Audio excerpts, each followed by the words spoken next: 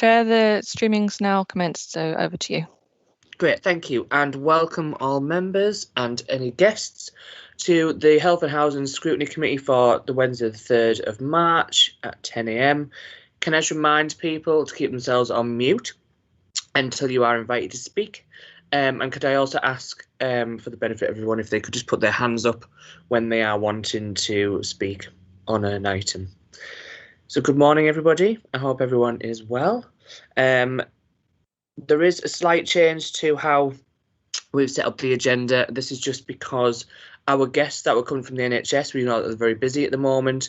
So what I've had done is any NHS guests that are coming to do a talk on an item are brought to the beginning of the agenda, just so they can drop off the meeting as soon as they're finished. I hope everyone is in agreement with that idea. If there is any objections, if you could let me know at the end of the meeting, that would be great. So item number 1 is introductions at the meeting. Is there anybody who isn't on regular attendance that would like to introduce themselves? I think everyone. Yep, Dan Jackson, would you like to speak? Good morning. Thank you, Councillor Bell. I'm here to represent the NHS, and I'm Dan Jackson, Director of Governance and Partnerships in the North East and North Cumbria Integrated Care System, and I'll be taking you through a verbal update item very shortly. That's great. Thank you very much, Dan.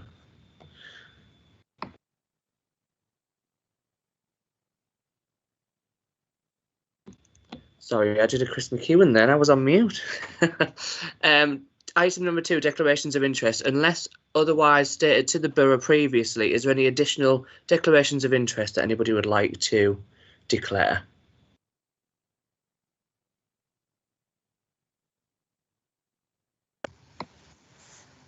Councillor McEwen. Thank you, Chair. I am the lay member of Darlington Primary Care Network. Is that already previously mentioned to the Borough? I know we did have an email sent by Hannah to say that we don't need to declare them if they've already been declared to the Darlington Borough itself. I offer my profuse apologies, Chair, for not following protocol. Thank you. Any more? Sorry, Chair, can I just go back to number 1, just to let members know we've had apologies just from one councillor, Councillor Heslop. That's great. And also I have had apologies sent by item number 3, so that's from Tuve. So unfortunately we won't be getting an update from Tuve today, and the members have sent their apologies this morning. So you can cross item number 3 off. So item number 3, obviously there isn't anyone going to be presenting the quality accounts in this meeting, but we will be bringing it forward to a different one, pushing it back to a different meeting. Is there any questions that anybody would like to put forward so we can send them on to Tuve in advance? I think if there is, if we could send them to Hannah, just so they've got them, so they've got answers for next time when they come, that would be great, if that's okay, Hannah. Brilliant, thank you. So if everyone's okay, we can move on to item number 4, which is the integrated care system. So this is a verbal update by the Senior Communications Officer, North of England Commission in support. So I shall hand over. Thank you, Councillor. And I'm here instead of that colleague who couldn't make it this morning. As I said earlier, I work in the ICS team itself. I can just give you a flavour of the next steps around ICS development in the light of the white paper that was issued, I think, about a fortnight ago. I don't know if councillors have seen a copy of that, but I'll give a flavour of what the proposals within that white paper are looking like, and what that means for place-based working, which I know is a priority for every local authority across our region. So just in terms of timescales, we've seen that the white paper came out recently. We expect a legislative process to proceed throughout this year, with the likelihood of statutory status for ICS's integrated care systems by April next year. There's an obligation on certainly all NHS organisations as it stands to collaborate through ICS's. And there's an obligation on us too to develop a plan setting out how we meet the expectations on us and the further planning requirements for the next stage of our COVID-19 response, but also our service recovery issues that we need to we need to focus on in this next stage, because I'm sure colleagues will be aware of the impact that dealing with the pandemic has had on the ordinary run of elective surgery and so on, and how we tackle the backlog of cases and patients is a serious priority for us. So alongside that, we're working on the development of our ICS in the North East and North Cumbria. I've mentioned that we have to develop an action plan, but we are expecting some further guidance from NHS England on how that needs to proceed. While we're doing that, the way that the white paper has been drafted includes some provisions for what needs to be done at system level, some of those key functions which I'll come on to, but it's very much about, and it's our interpretation of the white paper and the guidance from NHS England. This is about embedding place-based working. And by place-based in our context, in our region, we're talking about local authority area level.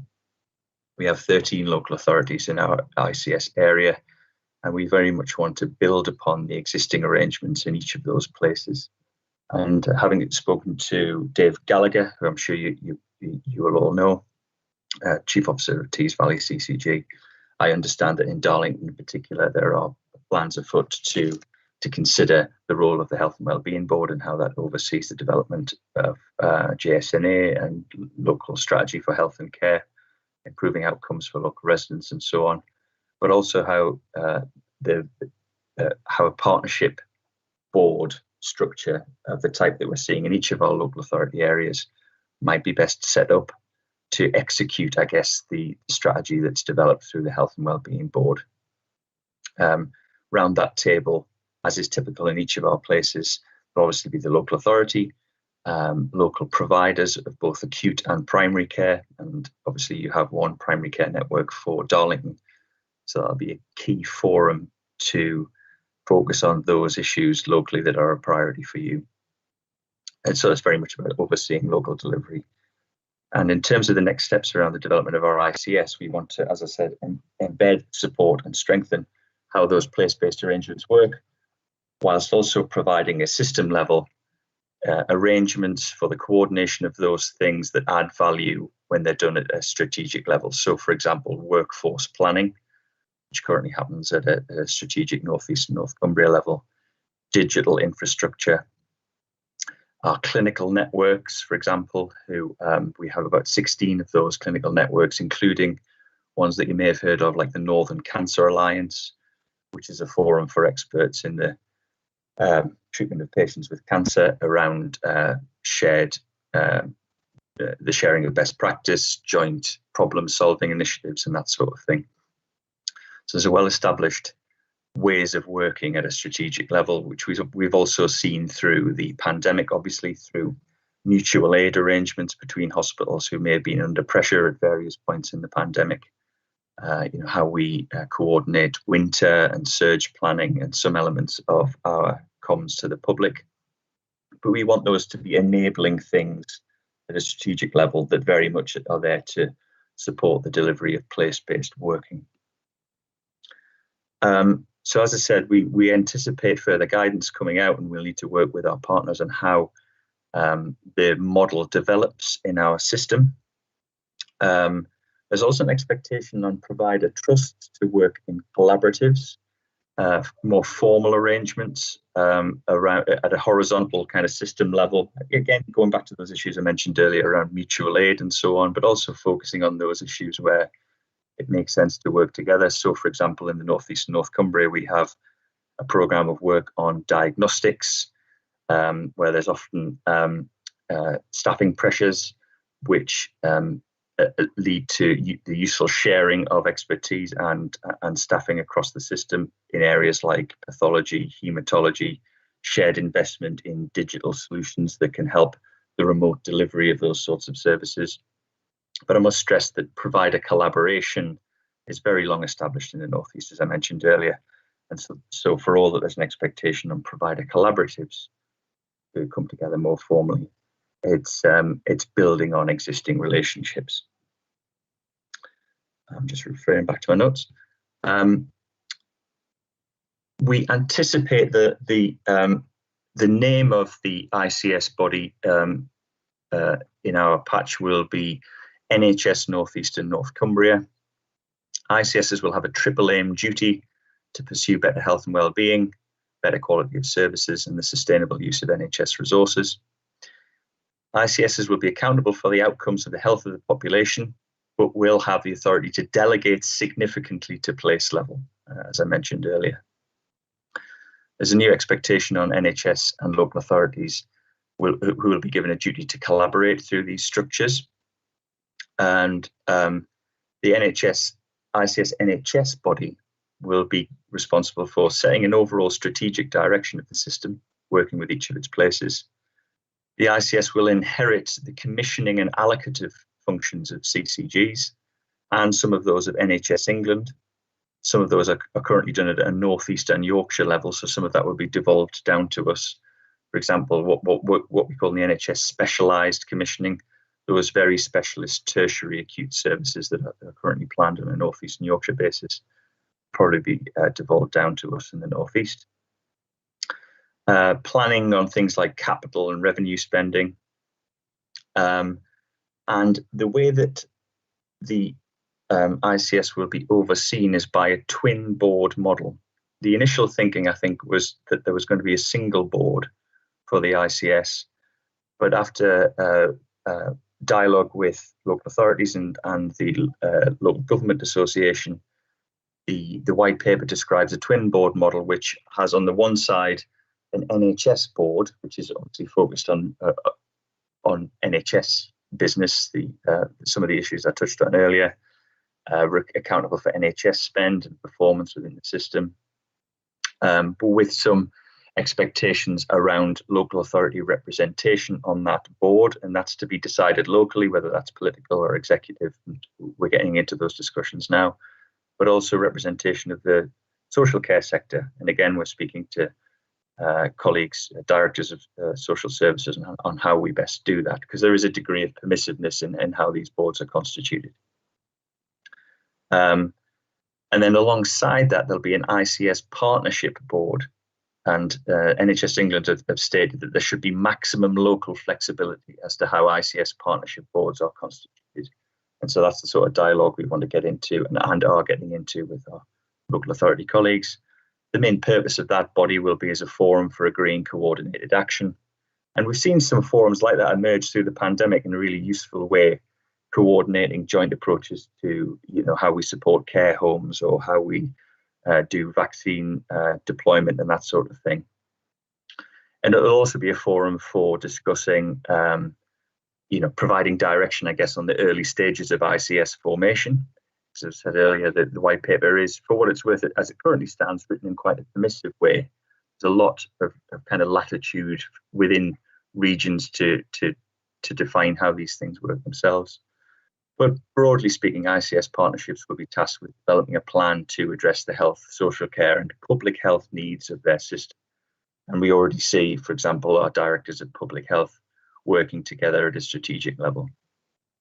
The way that this is described in the white paper currently, and again, this needs to go through debate in Parliament and so on, but that each ICS NHS body and local authority would have to have regard to this plan. And I think we've seen that form of words before in different types of legislation. And but the partnership could not impose any arrangements that are binding on any of its members, which is an interesting, an important footnote, I think. Memberships of ICS health and care partnerships will not be specified nationally. And that, again, it's down to local discretion, but could be drawn from a number of sources, including health and wellbeing boards, Health Watch, voluntary sector partners, social care, housing, emergency services, that sort of thing. We're very much in the early stages of development, I guess, although we are building on a long-standing collaboration across, certainly across the NHS, across the North East and North Cumbria. So we are expecting further guidance, and it may be useful that once that emerges and we have more of a sense of how what the expectations are on us in terms of ICS development, including how our staff are best deployed as well, because the ICS will be inheriting DCG responsibilities, including their staff. We want to preserve place-based working, obviously, as part of that. And so we're looking for further guidance on how that kind of HR process is best handled. We want to see absolute minimum disruption to place-based working and to ensure that the maximum added value from the development of our ICS across the North East and North Cumbria. So I'll just pause there, Chair, and I'm very happy to take any questions. Might not be able to answer them all, but I can certainly go away and find out anything I can't answer this morning. No, that's great. Thank you. Councillor Neil. Thank you, Chair. Thank you, Dan. I've got a couple of questions. One is about the role of scrutiny in the whole of this process, because if the initial consultation is anything to go by, Scrutiny in Darlington had about 10 days over the Christmas period in which to reply to the questions which were asked. So I don't think that bodes well. So how do you envisage scrutiny both at a local level, sub-regional level, as we have the Tees Valley, and also a regional level? Yeah, I think, thank you, Councillor. I think certainly we will see scrutiny at each of the levels, each of those three levels that you describe. Obviously, you will continue by Darlington Council to scrutinise the performance and delivery and so on of health services in Darlington. I think there might be a place also for a Tees Valley level scrutiny. And is there? I think there's currently a joint scrutiny committee. There is one in the north, isn't there? And there's one in the Tees Valley. There is. Yes.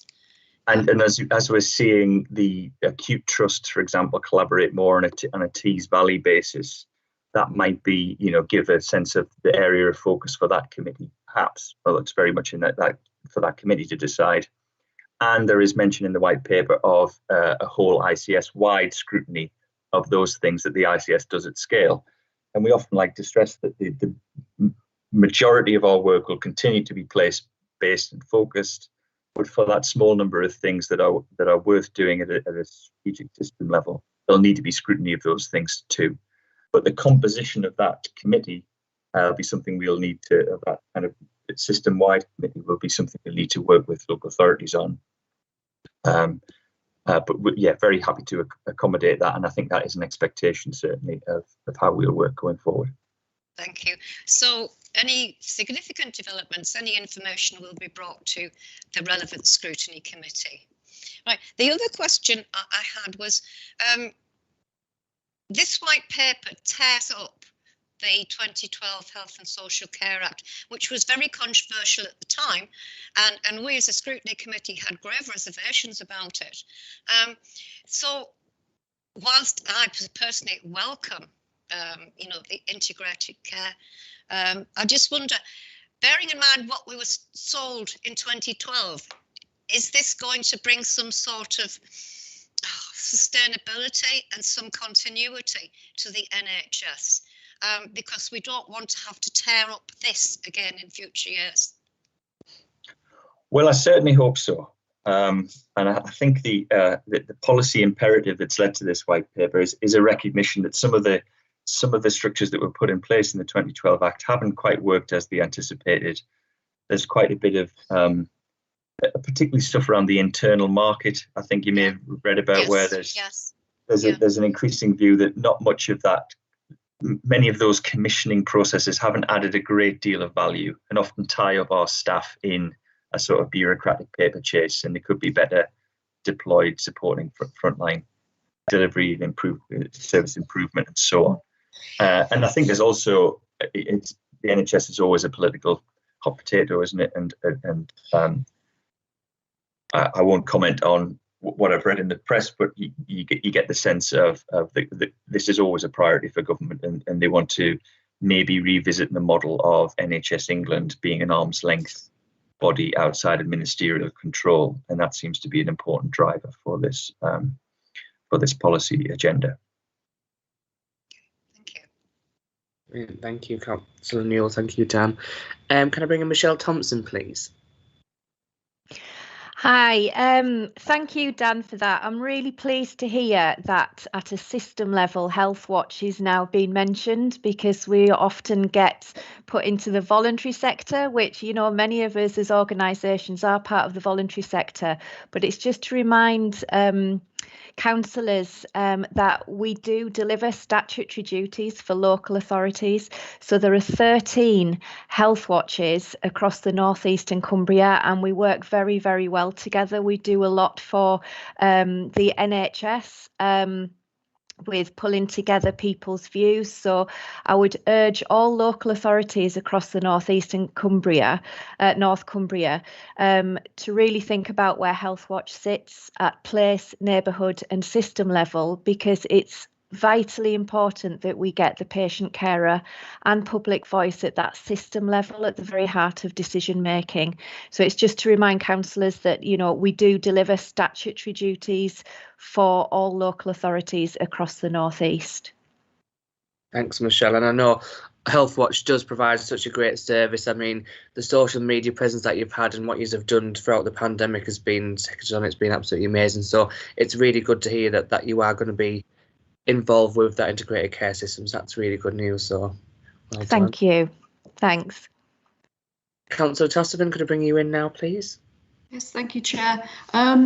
The twin board model that you described, what is the governance arrangements between the two boards? Who is actually the overall, where does the overall accountability lie in the system? Is it with the partnership board or the other board, or are you expecting them to work together on everything? We're still trying to digest the white paper, I think it's fair to say. And we've posed a similar question. So how exactly will that relationship work? I guess they'll be accountable for slightly different things.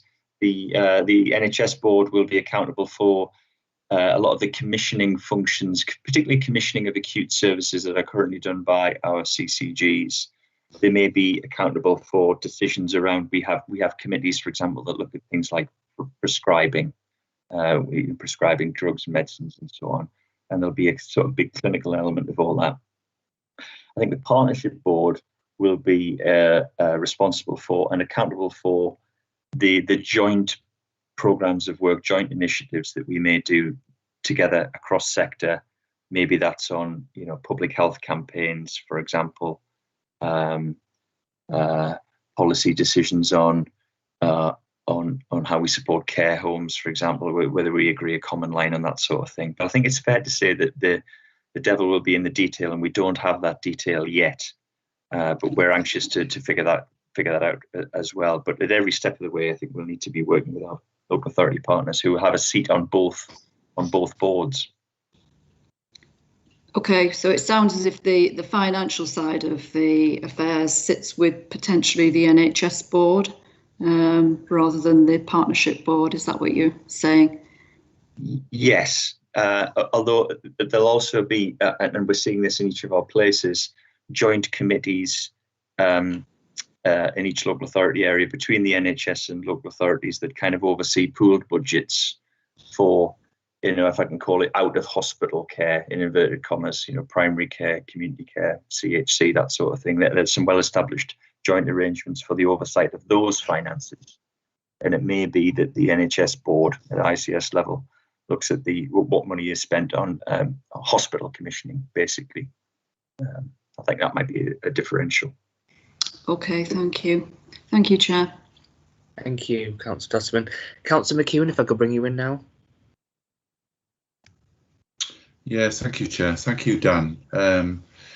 I'm speaking as a councillor, but I am a lay member of a PCN, and I suppose it's to get your reflections or thoughts on clearly, to kind of phrase, you know, everyone's in the trenches at the moment, but as we move towards normality, recovery, we're getting system change and all of that. To get your thinking on some of the discussions in the PCN have been around, well, new relationships have been forged. So there's some embryonic thinking around the need for at a place. When I talk about place, it's more the borough, You know, it's not the northeast footprint. Yeah. But what's the best way to progress? Will there be a structure that the PCN could perhaps tap into, or would it be duplication to say the PCN needs to start reflecting on some of the operational and tactical relationships it's developed to progress basically the health inequalities agenda? Sorry, that's a typical Chris McEwen rambling question, but I'm sure you can make some sense of it. No, I agree. I think now's the time definitely to think about how to strengthen those relationships and what's getting in the way, I guess, of PCN development. How can we use this opportunity to clear away some of those barriers to joint working, for example? I was just having a chat with colleagues in County Durham yesterday, and they were talking about their integrated care board, for example, which, a bit like the model I described earlier, I understand sits under the County Durham Health and Wellbeing Board, and it's to kind of execute those plans. And round the table is the primary care representatives of their primary care networks, of which they have several. So that they feel like they'll be increasingly important place-based deliberative forums, and also forums where decisions are made about service delivery, how money is spent, and so on. So I would imagine exactly the same thing will need to happen in Darlington. But we also need to think about where's the voice of the primary care networks at our system level as well. And we don't have an answer to that yet, and we'll need to think through how that representation is best done. And we need to ensure actually that the clinical voice it remains loud and clear at every level of our system working arrangements. So yeah, definitely, if you've got any suggestions or any issues where we've got the opportunity to strengthen how PCNs develop, I'd be very glad to hear them. Yeah, good luck, Dan. It sounds like complicated stuff. It is, yes. Dan, I've got a quick question. I'm just interested in how the private sector is going to fit in, because I know with wait times, especially at North Tees and Darlington for operations and stuff, that the PCN and GPs within Darlington do utilise Woodlands Hospital quite a bit for operations and stuff. So I was just wondering how the private sector is going to fit in all this. Obviously, we have leaned on Woodlands Hospital quite a lot over the years to do operations and stuff for us, which obviously does come at a cost to our PCN and CCG. So how's that going to fit in the long run?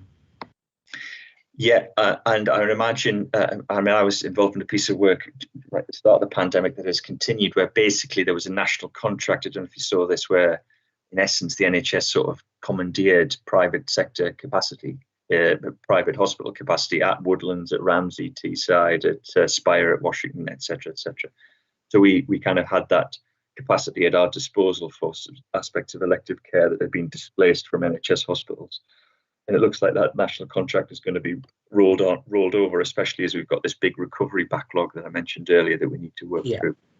But there's nothing in the white paper about the private sector having a seat at any of these governance tables. If that was one of the questions you were interested in, there'll always be that separation. Yeah. But we want to utilise existing capacity as best we can, given the challenges we face. That's great.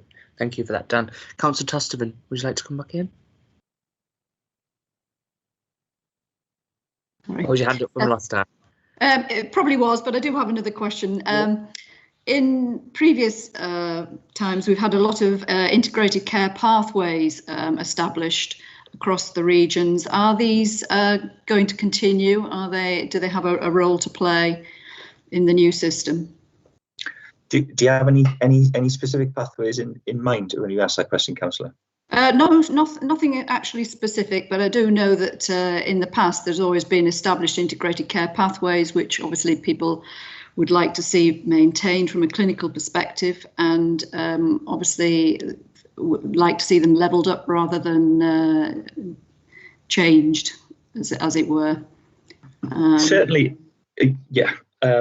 Certainly, I think a priority for us for ICSs as they inherit the CCG's commissioning responsibilities is to think about equity of access across all of our patch. We know that there's a lot of our tertiary, really specialist tertiary services that are centred in Newcastle, and patients from all across our our patch access to those services, and we want to preserve it. I think it's right to say that Newcastle have more specialist services under one roof than any other tertiary hospital in the country, and it's a benefit, I think, of us having that kind of critical mass of population of 3 million in our system that allows us to retain those services there rather than losing them to Leeds or wherever else. But sometimes there has been fragmented pathways in the past on things like breast screening, or put another way, pathways that could be improved and streamlined and access made more equitable. And I think this ICS agenda is an opportunity for us to consolidate those, because all the commissioning will be done in one place. It won't be, part of it is done by NHS England, part of it was done by the CCGs, part of it was done by a regional team. If we inherit all of those responsibilities, I think we've got a much better chance of ensuring integrated, streamlined pathways to equitable access to services, if that makes sense. So that'll certainly be on our agenda, yes. Okay, thank you very much. Thank you, Dan. Could I bring our Public Health Director, Penny Spring, now, please? Hello. I just wanted to sort of highlight some of the public health issues which you'd probably be aware of. In terms of the North East, we have some very good public health structures. We've got 12 local authorities with public health directors in them, and we work very closely with the TEAS5. We have very good relationships with the TEAS5, and so we have really good structures in place already. But at the same time, there are some key issues, I think, that could be developed more effectively in the developing ICS, particularly around health inequalities. We still have big issues around tobacco, diet, physical activity, alcohol, prevention and well-being. And I know that currently hospitals are doing as much as they can, but I really think this is a fantastic opportunity to level things up and to ensure that we do the best for our population. We talk about populations in local authority and residents rather than patients, and I think there's such a great opportunity to address some of this and to ensure that all of our residents have the best opportunity for health and well-being. Thanks, Penny. And I completely agree. I do think with all the boroughs and CCGs and trusts and stuff, a combined approach on those particular subjects would benefit each borough and the top 5. So yes, I completely agree. Thank you. And Chair, if I can just add, and I completely agree with Penny on that point. Where I should have mentioned at the start, you may have noticed we've now got a chair of our ICS, Professor Sir Ian Donaldson, with a very strong background in public health. This is a passion of his around tackling health inequalities, and I know it's a key topic of conversation as he's going around talking to council leaders, public health colleagues, and so on, to try and identify those issues that we should collaborate on at scale, over and above the very good work that's happening at place level. Thanks, Dan. I think that concludes the questions for Dan. So Dan, I just want to say thank you very much for the verbal update. It's much appreciated. As much transparency as possible in this scrutiny is always welcomed. So thank you very much, and we welcome your next update. So thank you. Thank you. Feel free to drop off, or if you would like to listen to the rest of the meeting, then feel free to stay, but I know you're probably very busy. Thanks. Bye. Thank you, Dan. Bye-bye. Okay. So everyone's okay to move on. We'll go on to item number 5, which is to approve the minutes of the previous meeting scrutiny held on the 16th. So 5A, has everyone had a chance to look through the minutes, which is pages 31 to 36 in the pack, and it was the meeting on the 16th of December 2020. Is everyone okay to sign off those minutes? Is there anybody who objects? If you could raise your hand. Any objections? No. Okay, I'll pass those. 5B is to approve the minutes of the scrutiny held on the 13th of January 2021. It's pages 37 to 42 in the pack. Is there anybody who would like any amendments made to those minutes? If you could raise your hand.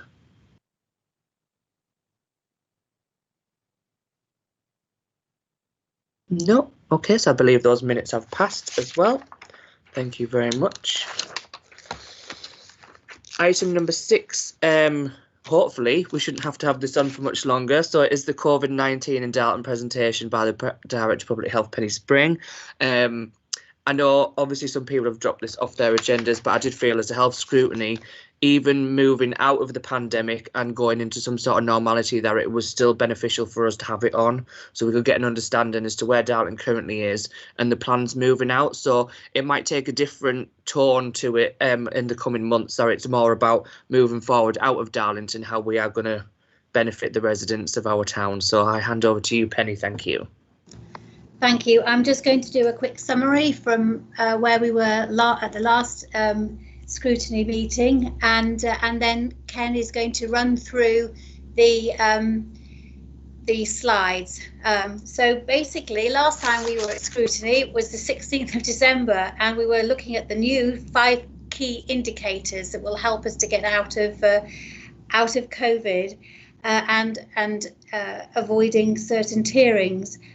We were introducing lateral flow tests, and as you know, we've got a really successful community testing program now. We were pondering about Christmas bubbles and the 23rd, the 27th group where we could actually meet our relatives at that time, and then shortly after that we were plunged into a lockdown. Which started on the 5th of January, and we're still in that lockdown, but hopefully not for much longer. So at that time we were very excited about the vaccine programme, and earlier this week the PCN, the NHS England vaccination, mass testing, it's in my brain, mass vaccination opened on Monday, and at the moment they can do 200 to 300 cases a day, so that's brilliant, and they're going to be able to increase that more. And of course we mustn't forget our fantastic Feethams vaccinating centre, who's done such a fantastic job. So there is positivity coming out now. I should say positivity because that relates to our COVID cases, but it's very positive now. And as somebody wrote in a newspaper recently, a ray of sunshine is coming through. So now I'm absolutely delighted to hand over to Ken, who's going to hopefully give some emerging positive news as well as where we are. Thanks, Penny. Can people see that presentation? Brilliant. That's good. Always a good start. So this is a bit of a quick gallop through our current situation, and as Penny says, it's looking forward based on the recent announcements and what that might look like going forward. So the first thing is the data is presented in a way. I think the last time we presented the data around the 3 tests, as it was then, that we had to satisfy to move in and out of those tiers. But now we have the 4 tests that are applied at national level to look at where we are in terms of moving through the roadmap. So the data is presented along the lines of those 4 tests. So if we look at the first one, the first test is the vaccine deployment programme continues successfully. And Penny mentioned there the mass vaccination centre in Darlington Arena is open, and that's bringing even more capacity. And not to forget the sterling work that's been going on at Feetham's House, manned by local GPs and volunteers and nurses. And they've, as you can see the data above there, we've over 32,000 vaccines have already been given in Darlington. We've got 94% of all those aged over 70 who are most vulnerable in the population have been vaccinated, and over 9 out of 10 of our residents and care homes have all received a first dose of vaccine. And the thing to remember is now with the mass vaccination centre open that we're moving down through the age ranges. So we're moving down past people who are 65 and aiming down even further down, and more people be given that first dose of vaccine. But at the same time, the work will start in the next week or two to start giving those people who had their first vaccine back at the beginning of the year their second dose. And just to remind members that until people have the second dose of vaccine, they're not getting that complete protection that's provided. So the first vaccine, the first dose is good. It gives a very high level of protection, and all the evidence suggests that that dose will, if you do contract COVID, will lead to a much more mild disease than you perhaps would have had before. And there's strong emerging evidence that the first dose also prevents the spread of COVID. But just to bear in mind that it's not over until we have that kind of coverage on the second dose. But it's very, very positive, and the hard work by everybody involved, including the people who turn up for the vaccine and in droves, has been tremendous. The second test is that the evidence shows that vaccines are sufficiently effective in reducing hospitalisation and deaths. Now, at the moment, the evidence, we're in a position where we've got two things going on at once. We've got a national lockdown, and we've got a vaccination programme that is galloping ahead there. So at the moment, the evidence is emerging that the vaccine is effective in preventing hospitalisations. We won't know how effective it is in preventing deaths for some while, but certainly there's evidence emerging that seems to be effective in preventing hospitalisations. The data that you've got in front of you there, the graph on your left, is actually a graph. The orange bars are the number of inpatients with COVID-19 in County Durham and Darlington Foundation Trust. So it's not just Darlington Memorial, it also includes UHND in Durham, Bishop Auckland Hospital. So the orange bars you can see there have been reducing since essentially the middle of January when it peaked. If you remember, our cases peaked at the beginning of January, and there's always a delay in between the number of cases and the number of hospitalisations. And that peaked about the middle of January. You can see that we've had a consistent reduction, which is really good news. And the number of the proportion of people in hospital with COVID-19 has reduced significantly. The proportion of people who are presenting as new admissions is reduced considerably as well. And I don't know if you can see it on your screen, but there's the tiny little green bars in between those. And those are patients who are in intensive care. And it has actually started to reduce now. And that started to reduce a wee bit later, probably towards the end of January into February. And again, that's because of a delay in the timeline between somebody being infected and potentially getting so ill that they need to be in intensive care. If we look over to the graphs on the right, the one at the top, the blue, that describes the periods of weeks from beginning of February in 2020 right through to the end of January this year. When it's light blue and above the line, that means we had a period of excess deaths.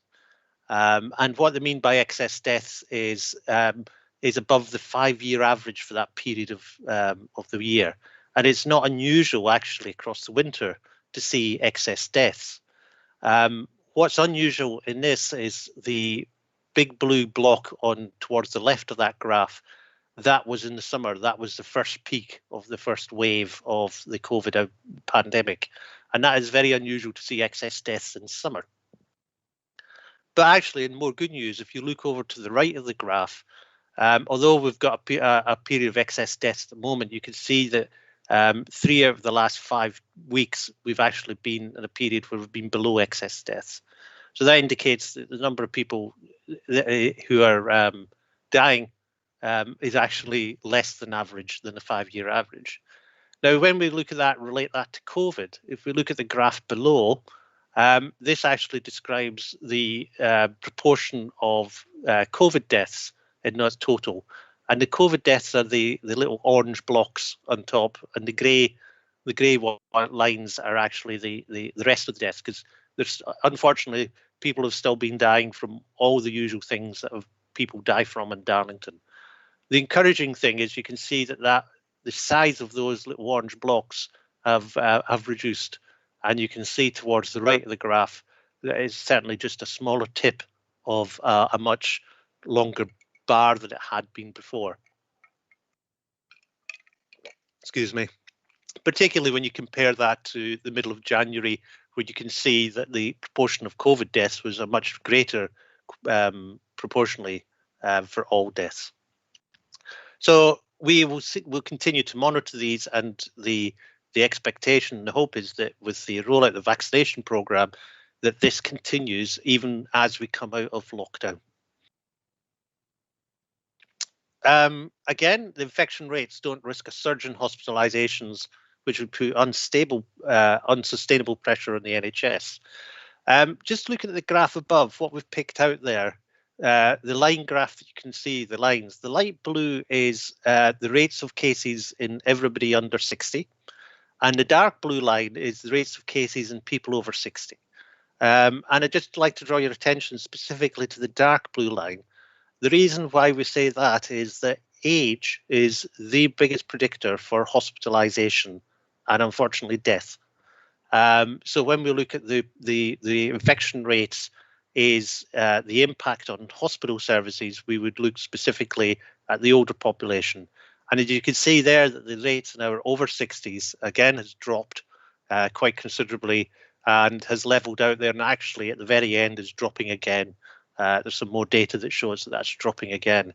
So that's an encouraging picture, in so much that that quite significant drop in the rate of our over 60s would indicate that we would hopefully continue to see that reduction in hospitalisations, as the most vulnerable people to hospitalisations are being vaccinated and the rates are continuing to drop. The graph on the bottom, that represents the size of change in our rate. Anything above the line is positive, which means our rate was increasing, and anything below the line indicates our rate was decreasing. And you can see again, if we look back in to the left of the graph, around January, from the middle of December to the middle of January, our rates were increasing tremendously, and that's where we've seen our peak. But you can see actually from the middle of January, we've been more or less always in negative territory, and that continues up to the most recent data. So our rates are dropping across the population as a whole. And test 4, which is a bit more tricky, this one, and it's assessment of risks not fundamentally changed by new variants of concern. Variants of concern are the big hot topic in the press. It's a real media circus around variants of concern. You can probably take a view on the fact there's more good news coming out around the vaccination and the drops in rates, so the press have to talk about something miserable, and they've latched onto variants of concern. Just draw your attention to the graph on the left, and that lists the current numbers, the current variants of concerns that Public Health England has got its eye on. So if we talk about, for example, the South African variant, if you remember the hoo-ha that was in the press about that, particularly in January, and you can see across England that there's been 193 individuals identified with the South African variant. And now the attention's moved on to the Brazilian variant, and there's been a lot of stuff in the press about tracking it down to the last 390 homes in a particular part.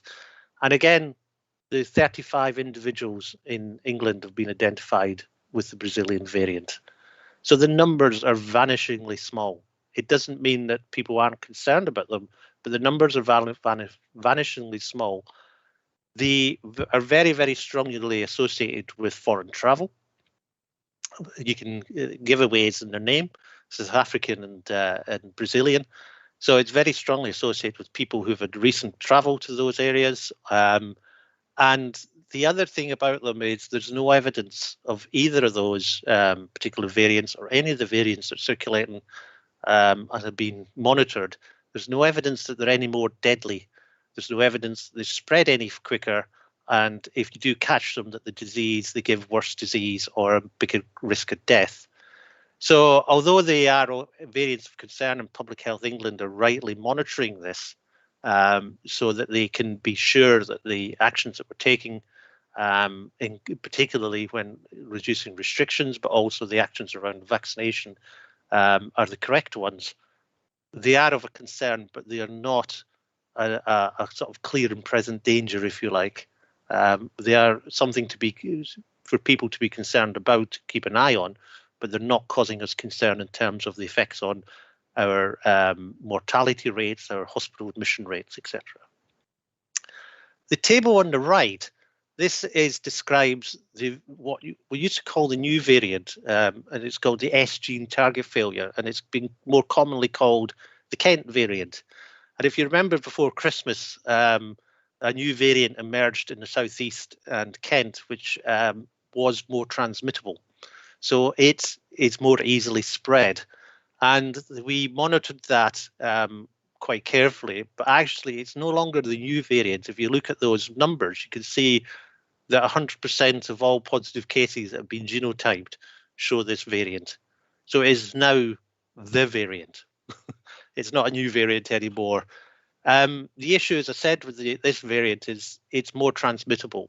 And what that actually means is the 101 little indiscretions that we have around social distancing, around wearing of face coverings and things every day that we all do as human beings.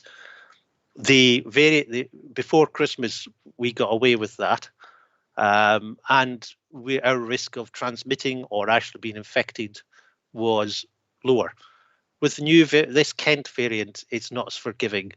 And what we're seeing in outbreaks, we're seeing outbreaks in places, in workplaces, for example, where we've never seen outbreaks before. And what seems to be happening is in the past, 1 or 2 people would have had a positive test. But what we're now seeing is more people in those outbreaks are having a positive test. And looking forward, as we open up schools and then further parts of the economy and society, with this variant circulating, it is likely we will see an increase in rates, but it's not likely that we'll see an increase in hospitalizations and deaths to go with those rates. Looking at other variants, the good news in having this Kent variant, which is more transmittable, is it will crowd out any other variants to try and get a toehold in Darlington or in the UK for that matter. It's Darwinian evolution in action. The Kent variant will outcompete any other variant and remain dominant. So there is a positive message with that as well. So just to try and give you a sense of proportion, 100% of people who've tested positive in Darlington's the Kent variant, and 35 people in the whole of England have ever had the Brazilian variant. Going on, looking at what's been going on in the situation in Darlington, testing. So far, as we have this left there, we've had 47,500 people who've ever had a PCR test in Darlington since the end of February. And you can see in Darlington, we've had nearly 7,000 people test positive. And the vast majority of people tested negative. If you remember, we started our own lateral flow testing, community testing before Christmas in December, and you can see the tremendous success we've had with, over, and this will have increased since I wrote this, 24,000 people have been received a lateral flow test. And actually from that, we've picked up 327 people who were positive who didn't know they were. So this is the big effect of the community testing program, is it allows people who don't know they're positive to understand that they are positive and take the measures such as isolation to prevent further spread. So it's been a tremendous success that's been from the lateral flow test in the community. Alongside that, since the schools came back after Christmas, and remember that all our schools did open after Christmas for pupils of key workers and others. There's been nearly 5,000 tests done by schools.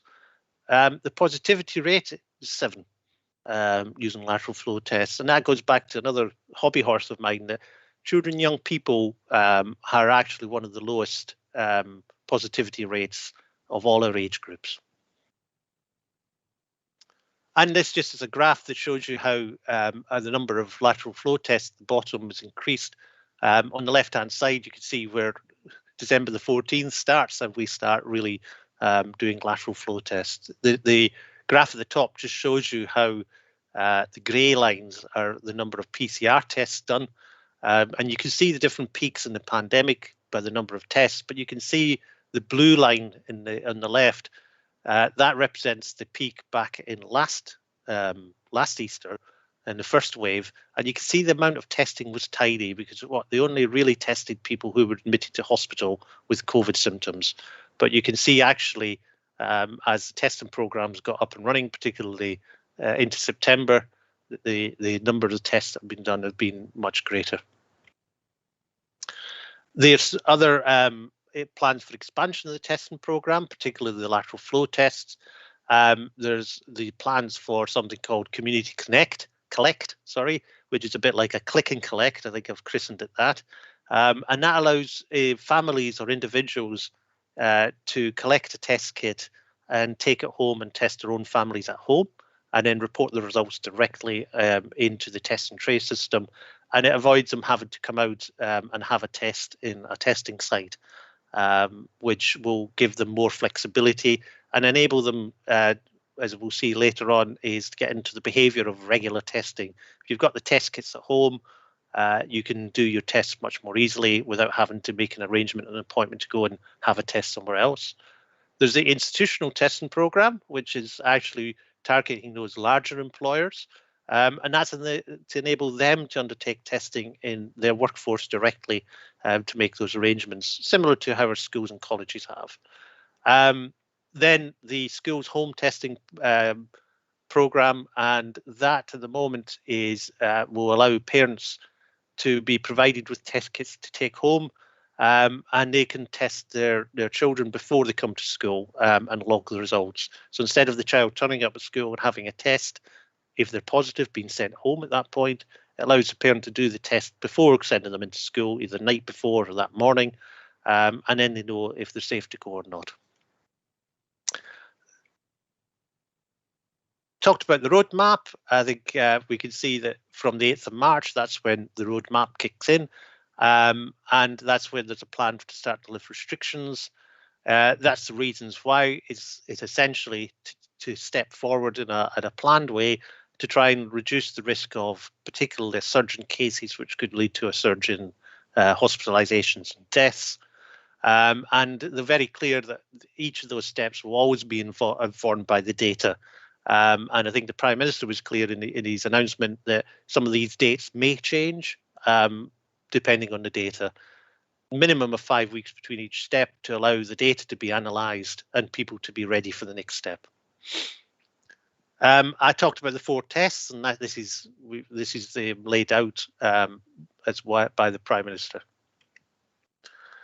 So again, from the 8th of March, the first 2 things that will hit us. The 8th of March is essentially the opening up of education. So this is actually all pupils to go back to schools and colleges in Darlington, and that includes, further than that, universities as well. 29th of March is a slight easement, and some people remember this is the rule of 6 for outdoors will come back. Remember the rule of 6?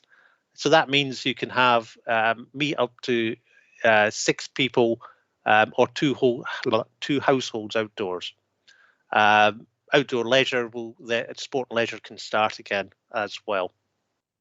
No holidays though, unfortunately yet. The next one, actually, the 12th of April, is the one that I think will see the most significant impact and we'll notice it more. And this is, again, we've got the rule of 6 there, but we're going to see things like libraries, retail, gyms, and outdoor hospitality open up. And I think this is something that we'll be able to tangibly feel there's been a difference in the change for us as individuals, but also as a borough. Then in the 17th of May is another step change. You can see that the rule of 6 is slightly different.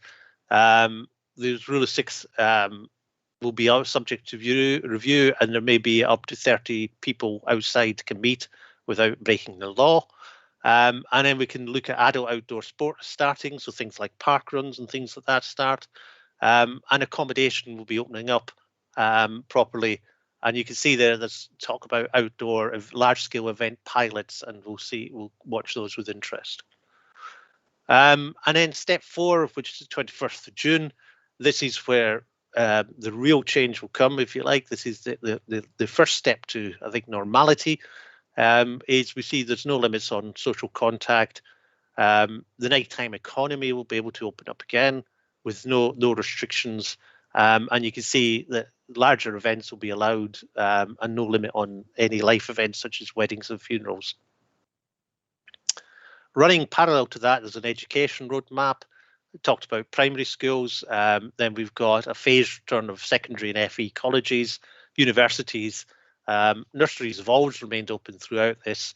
And then wraparound childcare. So the after school clubs and things like that will be able to recommence as well. And then just to reassure members as well about the measures that are in place and to ensure that this is done safely in an education setting. The ones above the line, they've been in place since day one. The difference is that the face coverings in secondary and FE are being extended from communal areas into classrooms. But actually, it's not all over in June. We'll continue to have to do these things. So, for example, hands, face, and space. We restrict the number of people we meet outdoors. We keep fresh air. Get tested immediately if we think we've got symptoms. Isolate. So we'll still have to do all the things we're doing now, even beyond June. We still have to be aware of what's going on, because even with the vaccination programme, motoring along, COVID will not have gone away. And the government is launching, and you've probably seen this already, the Stay at Home campaign. They've resurrected the banner at the bottom, the Stay at Home, Protect the NHS, Save Lives. And it's looking at safe behaviours, things around ventilation for indoor spaces, recognising people will be coming back into indoor spaces in numbers, and wearing a face covering when appropriate. And there's just our own campaign, our Hands, Face, Space, which has been rolled out across Darlington, is well recognised, and we'll be continuing that. And then there's the national campaign, which you'll probably see much more evident, and certainly seen TV adverts, which look more about every day at homes making a difference, every face covered. You probably recognise these from TV or newspaper adverts already. And that's where we're at now. Any questions? Thank you for that, Ken. Councillor Tate, if I could bring you in, please. Thank you, Chair, for allowing me a question. And I'm not part of this committee and joined by accident today, really, but I've stayed for the remainder of the meeting. And the question I've got is, it's great to get that update, especially on the mass testing. I've just got a query around our residents that are homebound in regards to their testing. And the reason I'm asking the question is I'm struggling to get a test for somebody who became eligible for their cohort and their age bracket on the 8th of February. And we're getting the runaround to try and get them an appointment to get their home visit for vaccination. Have you got any update for that sort of group of people? Can I just confirm, is it the vaccination that or the test that you're struggling with? It's the vaccination. Ah, right. So the vaccination programme is managed entirely by the NHS. Yeah. They're moving between the different cohorts, and now moving into cohort 6. And the JCVI, which is the independent body advising vaccination, has been very clear on the prioritisation around vaccines. It's very, very much based on age. And the PCN, there's different ways to have a vaccination, and different people deliver it. We mentioned the mass vaccination centre out at the arena, and that's much more designed for people who need to go out, who can make their own way out there and be vaccinated. For the housebound, there's different people who can provide that vaccination, including our district nurse team and the local PCN as well. We've, for example, are working with groups of volunteers and with the Borough Council to ensure that people who don't have access to transport, have mobility problems, are able to come down to Feethams. But if they are actually housebound, then if they let the GP know, they should be notified when they're eligible. But if they've got problems accessing a mass vaccination centre or whatever, they need to let the GP know, who then can arrange for somebody to come out and vaccinate them. That's great, thank you, Ken. Does that answer your question, Councillor Tate? Yes, it does. To an extent, obviously the message has been don't contact the GP, so that's changed now. I will pass the information on. It's in terms of if they receive the letter when they're notification that they're eligible, they've got problems accessing the vaccination centre, for example, then they need to contact their GP so arrangements can be made to vaccinate them at home. Okay, no problem. Thank you. Okay, then. Councillor John Hugh, if I could bring you in now, please.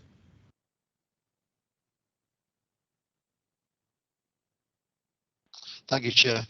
Hi, Ken. Hiya. Excellent presentation, as usual. Thank you very much. Just a couple of questions. First, can we all have a copy of this presentation? Sadly, yeah, I'll send over to Hannah. I don't seem to have one myself. Yeah. Community. You've mentioned all the vaccines and everything else, but how was the ethnic community working? Sorry, Ian. You broke up there. Sorry, Councillor Hugh, your signal's really bad. I didn't catch all of that.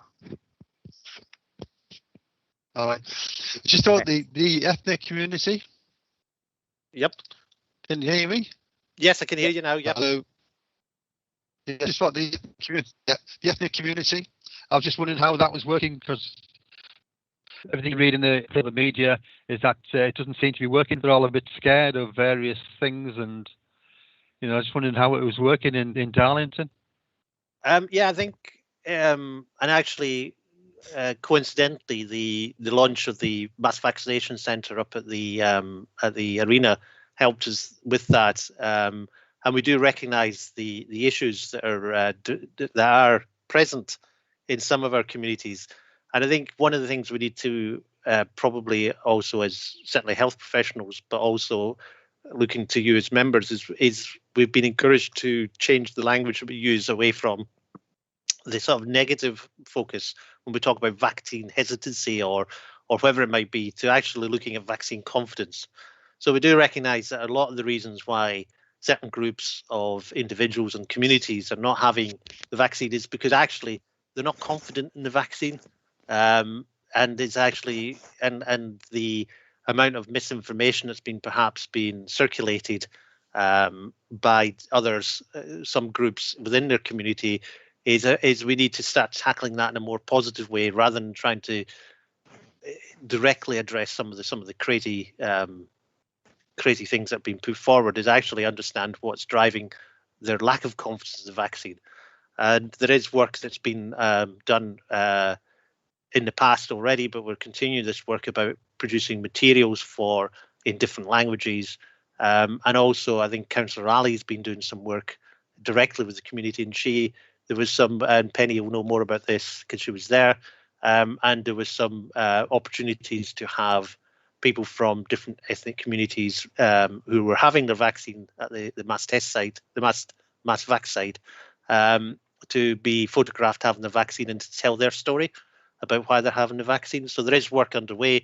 Undoubtedly, there's more work to do to make sure that they have, they have the same opportunity to be vaccinated, and their concerns are addressed in a respectful and open way, so they have the confidence to come forward when they're invited. Lovely, thank you. Thank you. Thanks, Chair. Penny Spring. Thank you. Just to add to that, yes, we are changing the language and we are using more positive language now, which does make a difference, and it does seem to be making a difference. I think one of the key things is that people who are concerned about having a vaccination, if they speak to a trusted person or somebody who is a local influencer, that would also make a difference. I think the human touch is much better to do this instead of other areas. But what I've started to do now, having been to the vaccination centre opening on Monday, is recognising that we have vaccinations for so many things. So basically from the cradle to the grave, more or less, we have vaccinations and people have those vaccinations. So I think it's almost saying it's just another vaccination, but it's a really important one at this time. So I think again, it's changing the perspective. So actually gives people more confidence and can trust the vaccine because it is safe, it is effective, and it will make a huge difference to our population. Brilliant. Thank you, Penny. Councillor Tusterman, if I could bring you in now, please. Yes, thank you, Chair. Just in connection with what Penny was saying there about the confidence in the vaccine, it took an awful long time to get people to be confident about the flu vaccine, and they're still not confident in the uptake of that. So one can understand why there is this lack of confidence in other vaccines as well. However, that wasn't my question. The question was about the lateral flow tests. I don't want to sound negative, but in the press, I was reading that there is some concern that actually the results from the lateral flow test itself is only sort of 50% guaranteed. So you may get a false positive or a false negative. Is that something that you're aware of in terms of effectiveness?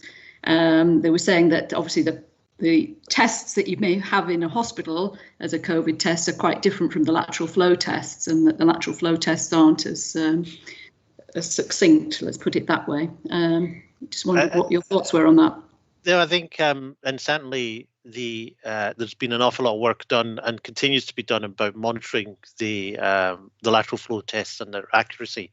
At the moment, for our community testing, up till we got the spike in January, people who had a positive lateral flow test were told to present for a PCR test to confirm that lateral flow test. With the sheer numbers of people who were coming through community testing and the amount of infection circulating in the community, the rates that we had in the community, that the statistics shifted, and there was a higher confidence actually that the lateral flow tests were picking up positive people because of the sheer number of cases. That may change back once now we're moving into a period of lower infection to do confirmatory PCR. But that's been a policy. And the other, for example, the school tests, any positive test there, the child is asked to isolate, but then the parents are asked to go and have a confirmatory PCR. So there's an ongoing monitoring of that, and the lateral flow tests have been proved to be very effective at identifying those people who may be infectious. They're not as sensitive as the PCR tests. Nobody's ever said they have been. They're as sensitive. So the PCR tests are a lab-based test, where the lateral flow tests are what we in the old days we called near patient testing. So it's done right next at the point of testing, and they involve a kit. And like everything else, one of the issues about the reliability is one of the issues that play into that is the operator error, because we're asking people who are not trained professionals, they're not microbiologists or lab technicians, to undertake tests. And there's, if you've ever seen a lateral flow test, from the point of actually doing the test yourself, we're asking individuals to swab themselves, right through to actually doing the test. There's several steps where operator error and things like that can have an effect on the result. So that's been the main issue with the lateral flow test, is the nature of the fact that they need patient testing, and we're asking non-health professionals to do this. But actually, for what they're designed for is to identify those people who might be infectious but don't have symptoms yet. They're very effective, and they've been shown to be very effective. So I don't answer your question personally. I don't have any worries about the effectiveness of the lateral flow tests and the way that we're using them. Thanks, Ken. Thank you. Thanks, Councillor Tusterman. Councillor Neil, if I could bring you in now, please. Thank you, Chair. Hi, Ken. Hello there. Hi, I'm just back from sick leave today. So there might have been something that happened in the last 2 weeks that went completely over my head. But I went for my vaccination at Feetham's house. The whole experience was great, but there was about 3 of us in there waiting for vaccinations. So I just wonder, why is it necessary to have 2 sites? And it's because it's an unprecedented vaccination campaign. Right. We're essentially vaccinating the whole of an adult population. The GPs, through the PCN, the GPs were charged initially to come out the gates and get into the most vulnerable groups. And there's good reasons why the GPs were selected to do that. One, because of the experience with the flu vaccination program, very, very similar groups in their over 80s or over 70s, etc. They had very good experience in delivering a program to that age group. They understood the barriers and the ways to facilitate better vaccination. They also had the records of these people, so they knew what conditions they may have that might have been contraindications or cautions in terms of the vaccine, so they could have that conversation directly with the people, and they had that direct, a much more direct relationship with that population as well. So the GPs were the professionals on site. They had the skills, and include the nurses as well in this. They had the skills, they understood the populations, and they were identified as the people who could get the vaccines to those most vulnerable most quickly. The mass vaccination sites are now being opened up to allow the GPs to take some pressure off them, because actually once you get particularly into the lower cohorts and the younger age population, it will be, there's other challenges, but also it will then allow the GPs to start to go back to do what GP surgeries are meant to do for the rest of the time and deal with chronic illness, help people, identify illness and people and treat them. And with the mass vaccination centres coming on stream, they'll be able to take some of the pressure off the GPs. Okay. And Ken, the mass vaccinations, that's open to other towns, isn't it? So surrounding areas. Yes, it's not just for us. Okay. Yeah. Well, thanks for that clarification. I didn't realise it was open to other areas, and it was not to criticise, because my experience was great. It was just that my experience was that there were very few people there, and I just wanted clarification. Thanks, Ken. Just on the throughput at the Fetums, they have the appointments, so we don't have congregations of people. They've got it down to a very fine art. They know, for example, they can get X number of people through in an hour, and this is it sounds bad, but it takes longer to get older people through for a number of reasons. Obviously the chaperones and stuff have been fantastic there, though. So it has been run very well, and I think the volunteer service that they've got there is absolutely excellent. So yes, thank you for that. Thank you. And can I just say that something must have bypassed me while I've been out of circulation for 2 weeks. Hope you're feeling better though, Councillor Newell. I'm feeling great, thank you. Yeah, thanks. Bye. Councillor McEwen, please. Thank you, Chair. I could ask a question about nightclubs opening, Ken, but I'm been to one in 25 years, so I wouldn't know where to go or what to do. But on a more serious note, a couple of things. One, thanks for the shout out of the work at Fetums. I would also say I do volunteer driving, and I've done some volunteer shifts. I've done karaoke there. So they are constantly looking for volunteers. So if you can spread the word, because I think it'll start to drain off a bit, but to be fair, there's still good numbers stepping up to the volunteering plate. But it is such a good feel when you do it. And I know Penny was there when I was doing a volunteer shift. Indeed, Penny had to push me out of the snow, but I thought I'd keep that one quiet, but there you go. I think just another comment. One comment was made to me that it has been slower getting the older people through, and particularly in the cold weather, because they tend to have 14 layers on. So when it gets warmer, it'll get a bit quicker, but that's just how it is. Question is, Ken and Penny, what else can we as members be doing to support messaging and encourage take up? Because we will start to get a cohort where they're going to balance, the risk of getting COVID versus the hassle of getting down there. And I don't know what the answer is, but users, and I'm sure I speak for all members on here, we do have good local networks. So just use and abuse us to get messaging out, because we are connected to our communities. I think as well, thanks, Councillor. That's a really important question, actually, because the flip side of that is, yes, we can use you to get messages out, as Penny said, about local trusted, that human touch, and having local people who residents know and trust and are aware of is a fantastic resource. But I think the other way, the channel of information that flows the other way is if you identify any particular issues that are stopping your residents accessing vaccination.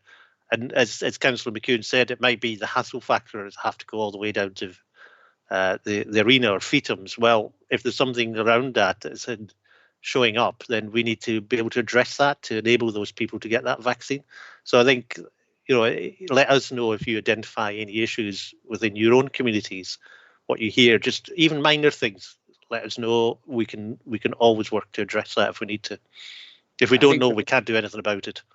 I think for me, because I know I've booked in so many. I mean, it was mainly the over 80s and the over 70s. I was expecting them to be able to navigate a website, and I know we had issues with the website to start with, so that wasn't great. So I know I've booked in so many. I think it's just about social media presence at the moment, and just encouraging people who know somebody who might live around them that may need help. So for me, it was just about getting residents of mine to identify who in the community would benefit from that additional support. So yeah, I know I've spoken to GP surgeries. I think Winfield of Denmark Street got annoyed with me ringing them at one point. So, but it was because it was questions on mass. So yeah, that's great.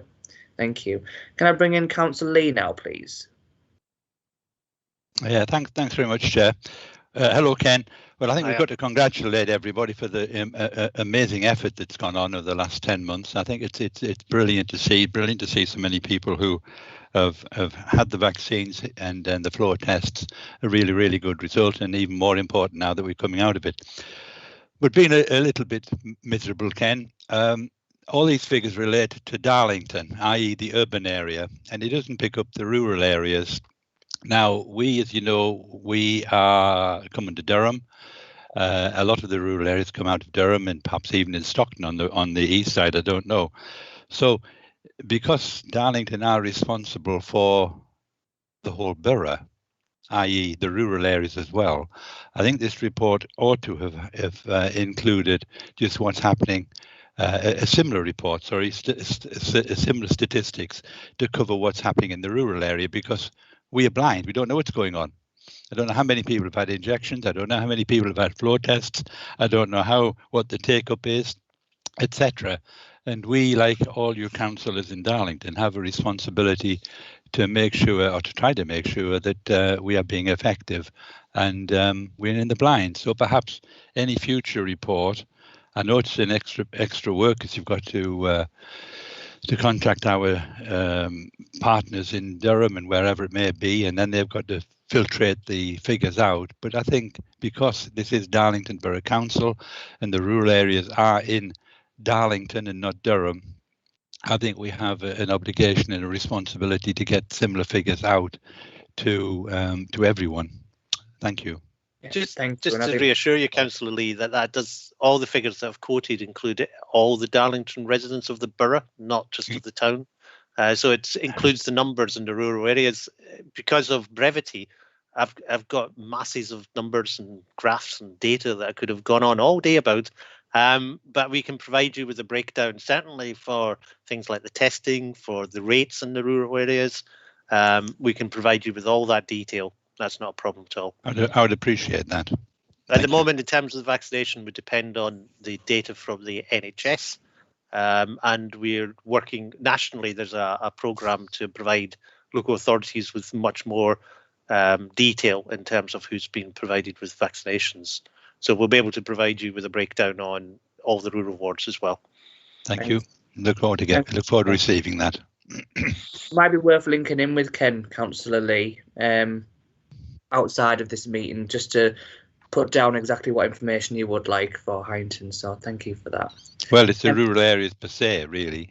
You know. Obviously, you want to know specific information for your area, so it'd be great for you to link in with Ken to see what information you can get from him. So yeah, and anyone else with the rural area, please, I'm sure Ken wouldn't mind you approaching him as well. So thank you for that. If we could bring in Michelle Thompson now, that'd be great. Thank you.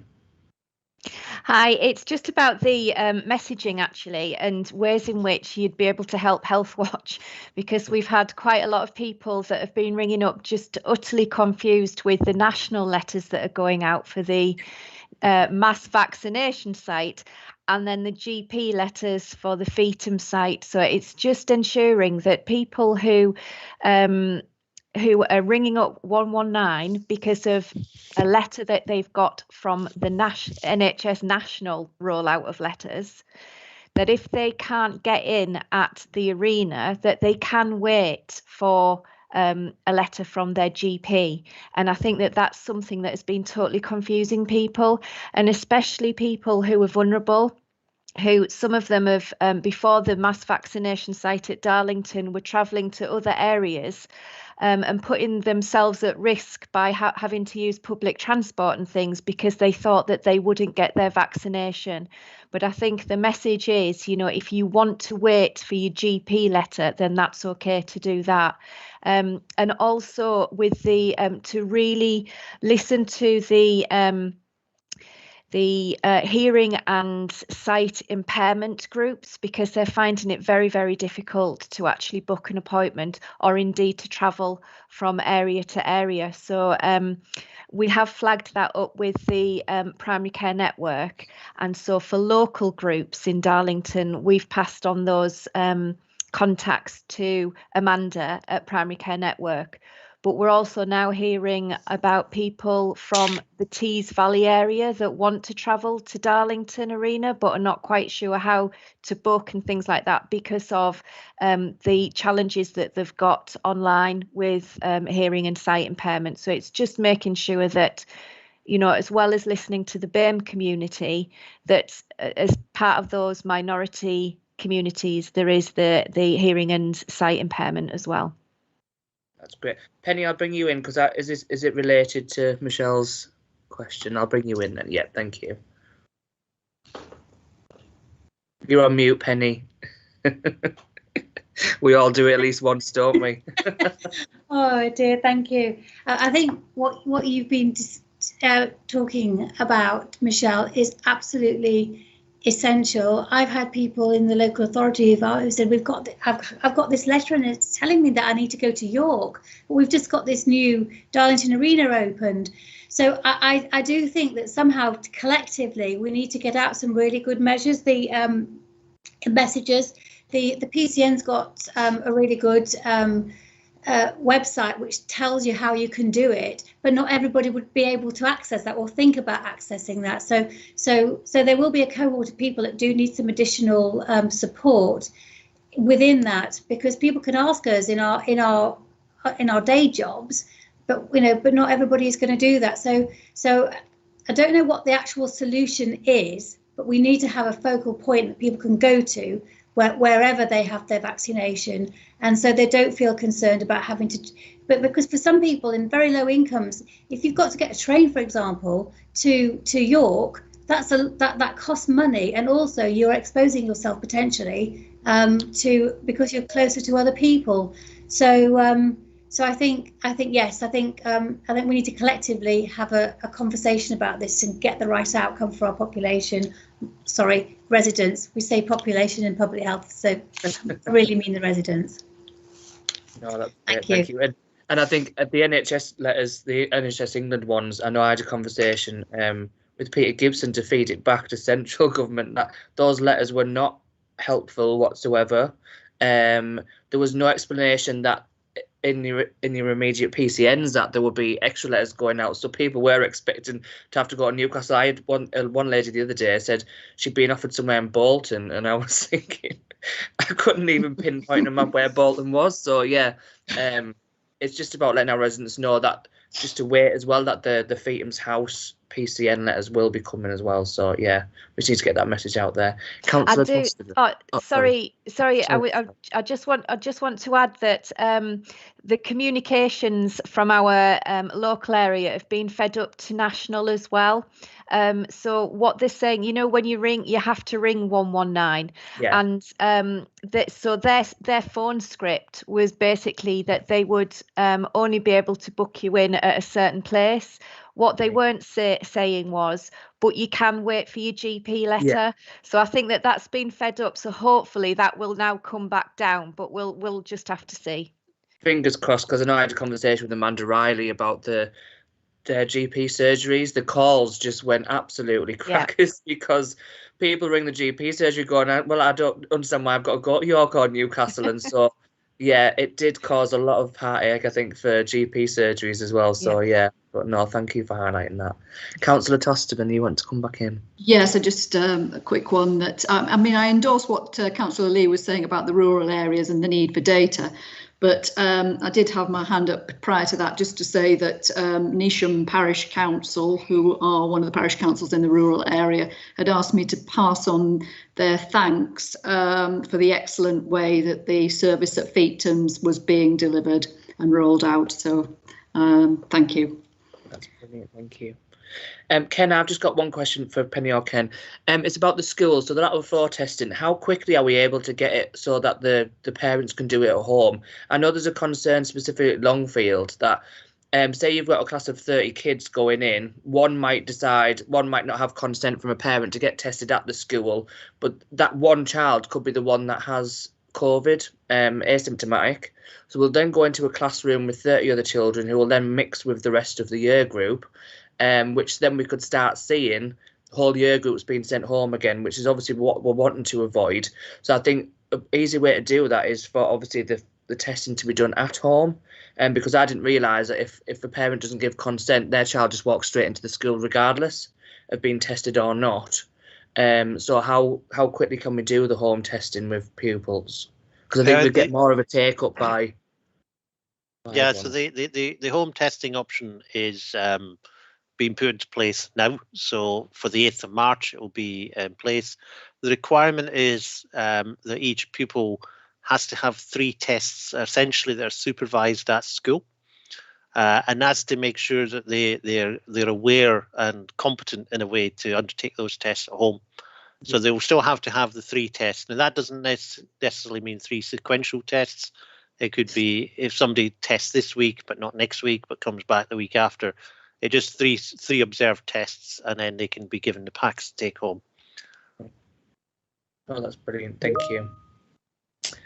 Brilliant. Any further questions? I know I'm just conscious of time, so we need to move on. Brilliant. Thank you. And thank you for that presentation. Thank you. And I know, do you know what, Darlington always pulls together, I think, in situations like this. And I think it's been tremendous, the work that's been done across the borough in the past year, in the run up to it and during. So, yes. Item number 7 is the annual report of the Public Health Director 2020. Obviously, a big part of this will be Miriam Davison, but me and Penny have had a conversation. There is a few points to highlight in there. If anyone's got any questions that could be taken away and answered, or Penny might be able to answer them. So, Penny, would you like me to hand over to you? And it's pages 43 to 64 in the pack.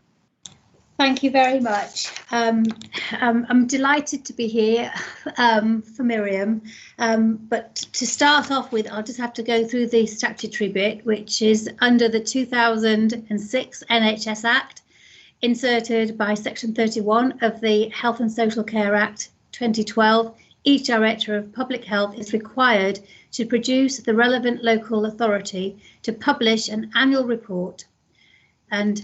For today, the report for discussion is the annual report 2020 for Darlington, and it is in the time of COVID-19. The report documents a point in time which discusses the early stages of COVID-19, the North East response and our local Darlington response. There are chapters detailing the local outbreak plan, its themes and appendices, featuring extracts from the North East Quality Observatory Service for Darlington. For me, I think this will be a fantastic legacy for Darlington.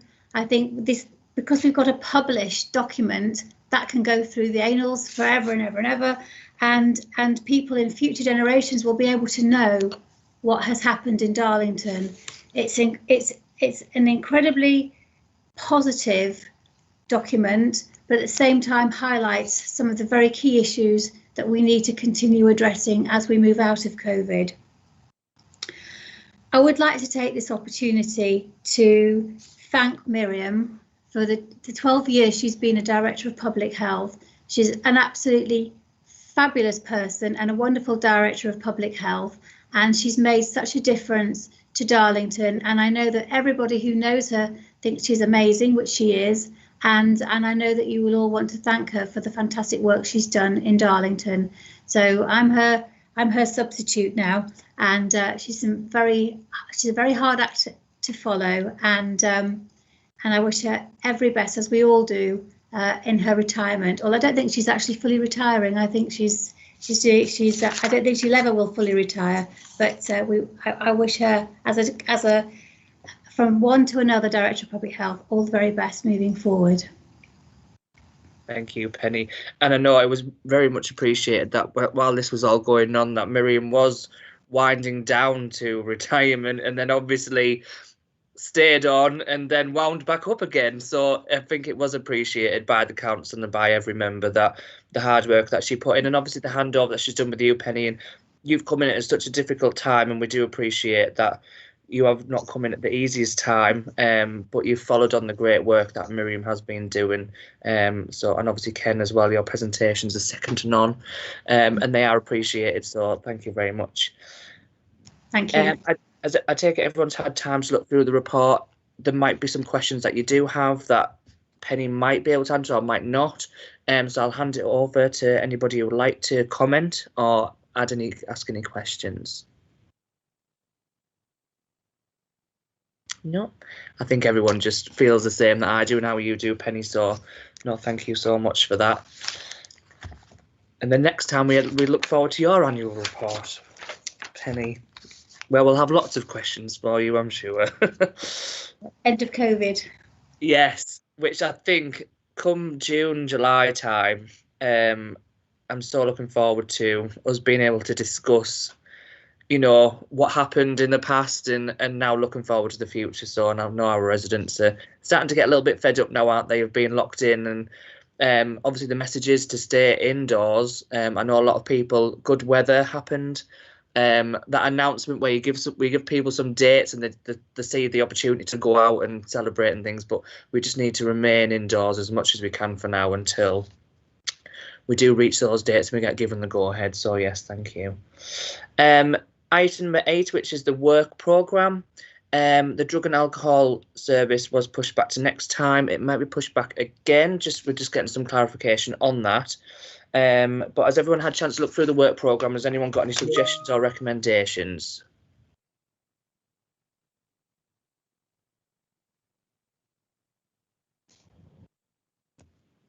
No.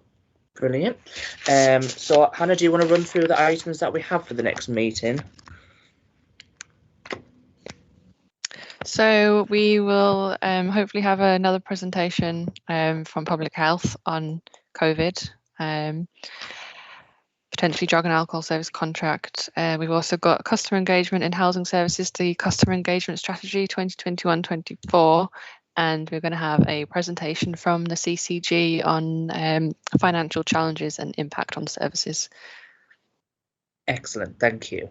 And also I will get confirmation as to when Tuve can go through item number 3 with us, because it is the quality accounts, and I do think it's very important that we get to see those figures and get to ask questions with Tuve, because we do appreciate their time when they do come onto the scrutiny. So yes, I will get confirmation on that as well.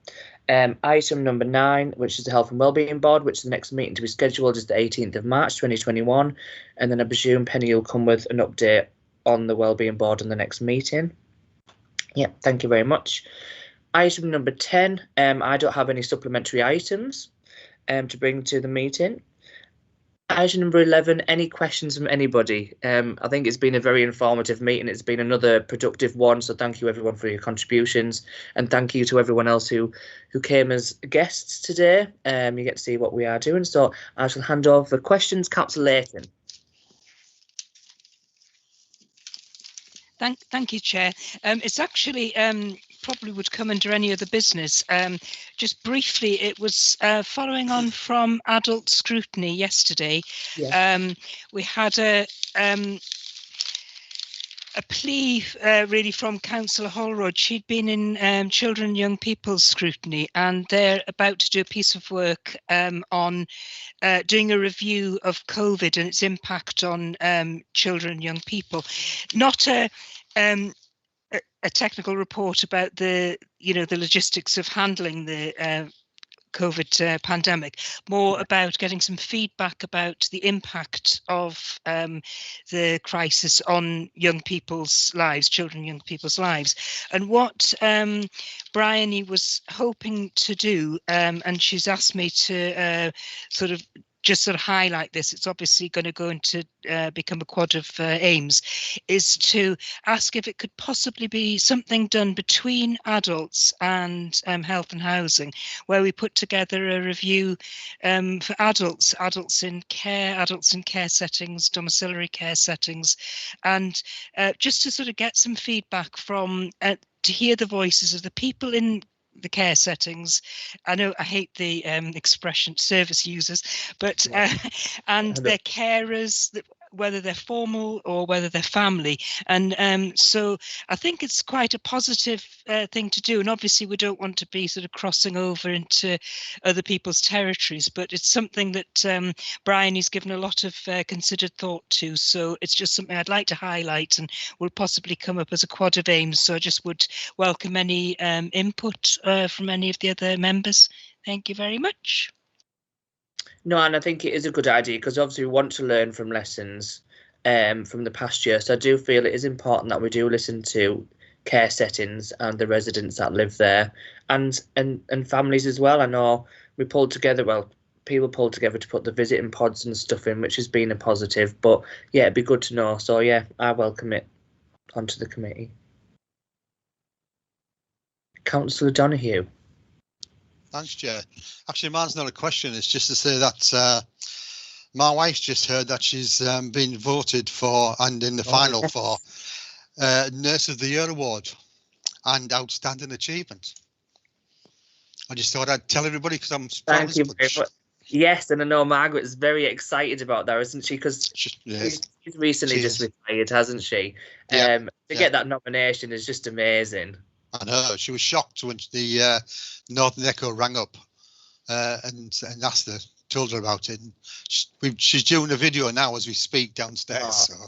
So. Well, she's married to you. She does deserve an award for that as well. She does. Point that out, Bob. Yeah. But I think 46 years as a nurse is long enough. Yeah. Long enough. Brilliant. I just thought I'd tell everybody. I was just, No.